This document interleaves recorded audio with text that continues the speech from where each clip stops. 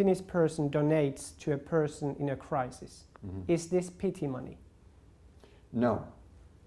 Of course, we should be moved by pity and a sense of charity whenever we see children suffering like this and on a scale like this.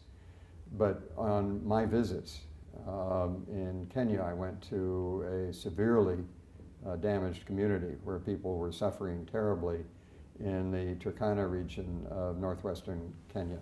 In fact, the mothers that I sat with and talked with in this village in Kenya were heroic.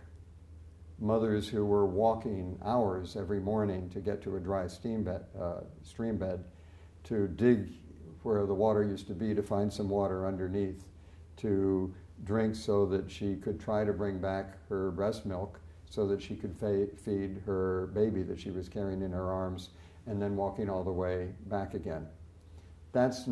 She is not an object of pity, she is an object of admiration. And all of us should hope that if we faced, each of us, circumstances like that we could behave with the same courage and the strength that those people are showing to survive themselves and even more to help their children survive.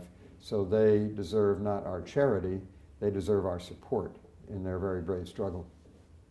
So what kind of solutions are needed in this area? What kind of way is forward? Well, first of all, we simply have to save all the lives we can. We have to. The fact is, tragically, that because the rains have just started now, the short rains, there won't be a serious harvest there at least until after the new year, next year, and then big harvests not until next spring. So we have to face the fact that despite all of the lives we're saving, the situation is going to get worse. We need to keep reminding the world of the dire straits that so many people are in the Horn. This is an opportunity probably that we don't see anywhere else in the world to save extraordinary numbers of lives, even as it gets worse. During the Second World War, Finnish people got help from UNICEF. And there are many of those who have heart for this organization. What type of ways there are that people can help UNICEF? Well, in so many different ways. And first of all, let me say kiitos to all of the people at the National Committee, either on the staff or the 2,000 or so volunteers who are working in so many wonderful different ways to help the cause of helping the children through UNICEF. And you can do it by volunteering.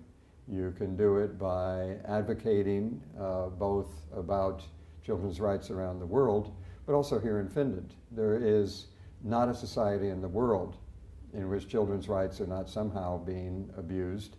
And the current campaign on corporal punishment, for example, in Finland, is a very useful way of contributing to the welfare of children. And of course, making donations is extremely important.